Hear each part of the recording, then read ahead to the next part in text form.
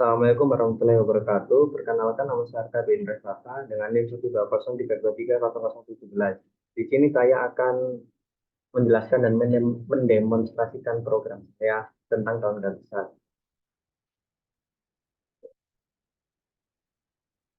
Yang pertama, include stdio.h ini adalah standar input dan output seperti printf dan scanf yang akan kita gunakan sepanjang program.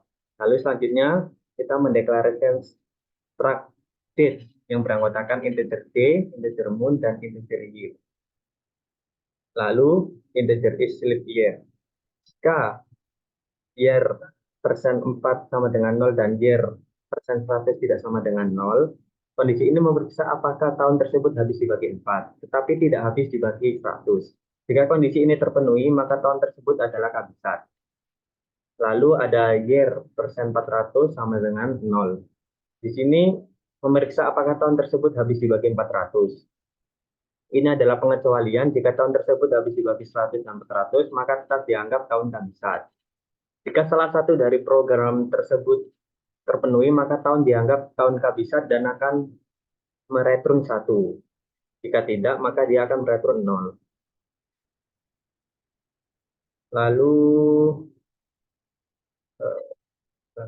Lalu di selanjutnya ada integer day in month. Kita akan menggunakan shift case. Di sini case di sini adalah seperti bulan. Case 1, case 3, case 5, case 7, case 8, case 10, dan case 12 seperti bulan ke-1, bulan ke-3, bulan ke-5, bulan ke-7, bulan ke-8, bulan ke-10, dan bulan ke-12. Karena bulan-bulan tersebut memiliki 31 hari, maka kita akan ngeretron 31. Begitu pula dengan yang bulan ke-4, bulan ke-6, bulan ke-9, bulan ke-11. Karena dia memiliki 30 hari, maka kita akan meretron ke 30. Nah, jika nilai mun adalah 2 atau Februari, fungsi akan memeriksa apakah tahun yang diberikan year itu adalah tahun kehabisan. Februari memiliki 29 hari, jika bulan tahun kehabisan, Februari memiliki 28 hari. Jika dia kehabisan, maka dia akan return 29, jika tidak, maka dia akan 28. Lalu jika mun tidak sama dengan 1 yang ke-12, maka input bulan tidak valid dan fungsi mengembalikan nilai return min 1. Kita lanjut ke struct date tomorrow. Fungsi menerima satu argumen, yaitu tanggal yang merupakan struktur date yang menyimpan data tanggal saat ini. Lalu fungsi membuat variabel baru next day, yang merupakan struktur date yang akan menyimpan tanggal besok.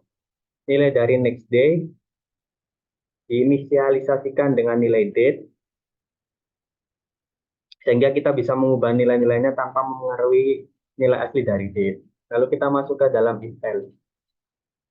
Pada blok yang ini kita periksa apakah nextday.d sama dengan 28, nextday.month sama dengan 2, dan apakah nextday.year adalah tahun kehabisan menggunakan fungsi isLeap year. Jika kondisi itu terpenuhi, artinya kita berada pada 28 Februari di tahun kehabisan, maka kita atur nextday.d menjadi 29 di hari esoknya. Jika kondisi tadi tidak terpenuhi, maka kita lanjut ke program berikutnya, yaitu pada blok ini kita periksa apakah nextday.d sama dengan 29, nextday.month sama dengan 2, dan apakah nextday.year bukan tahun kehabisan menggunakan negasi isLeap year. Jika kondisi ini terpenuhi, maka artinya kita berada pada tanggal 29 Februari pada bukan tahun kehabisan. Maka kita atur nextday menjadi 1 dan nextday.month menjadi 3 atau Maret. Jika kondisi tadi tidak terpenuhi juga, maka kita lanjut ke yang berikutnya. Pada blok ini kita periksa apakah nextday.d sama dengan 31 dan nextday.month sama dengan 12.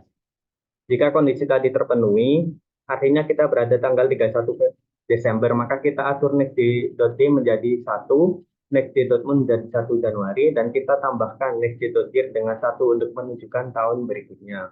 Jika tidak ada kondisi di atas yang terpenuhi, berarti kita hanya menambahkan nextday.plus untuk mendapatkan tanggal besoknya. Lalu kita masuk ke main programnya. Di sini variabel input date dan next date dari tipe data struct dideklarasikan untuk menyimpan tanggal input dari pengguna dan tanggal besoknya.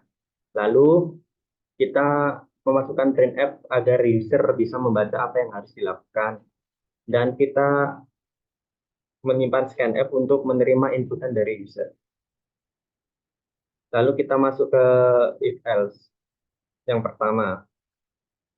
Yang pertama kita cek apakah input D.T berada di antara 1 dan 31, input D.Mun di antara 1 dan 12, dan input .Year tidak kurang dari 1.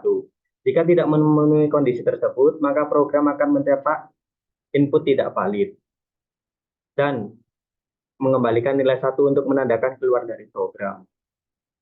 Lalu kita masuk ke fungsi berikutnya. Jika tanggal yang dimasukkan melebihi jumlah hari yang valid dalam bulannya menggunakan fungsi dinmun, maka program mencetak pesan input tanggal tidak valid dan akan mengembalikan nilai 1 untuk keluar dari program. Jika input tanggal valid, maka program memanggil fungsi tomorrow dengan parameter input date untuk menghitung tanggal besoknya dan hasilnya disimpan dalam variabel next date. Lalu kita akan ngeprint up agar mencetak sebuah kalimat tanggal besoknya adalah bla bla bla jika program berhasil dijalankan. Dan program akan nge-return 0, akhirnya program berhasil dijalankan tanpa masalah. Langsung saja kita akan mendemonstrasikan program tersebut.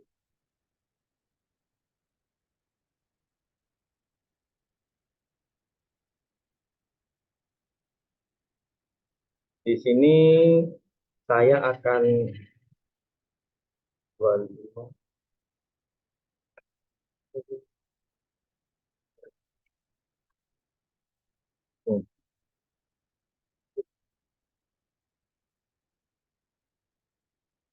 nah, di sini saya menginputkan tanggal 25 bulan 1 Januari dan tahun 2012.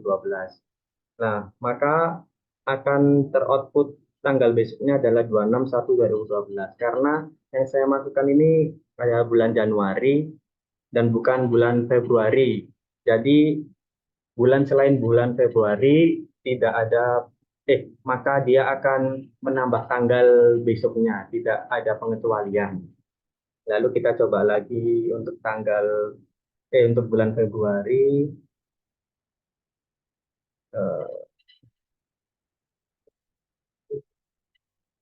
28.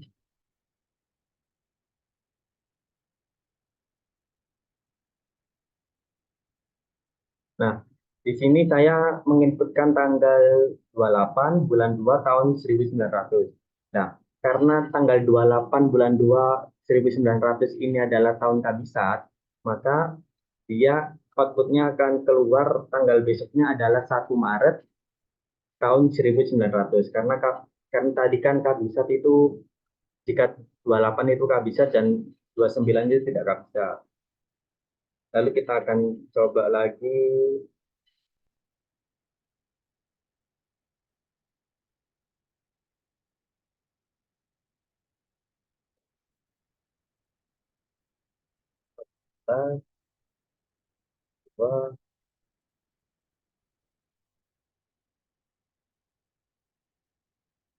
Nah, saya coba dengan bulan Februari tetapi di tanggal yang berbeda, maka program akan menjalankan programnya sesuai semestinya, yaitu tanggalnya akan di plus 1 menjadi tanggal besoknya.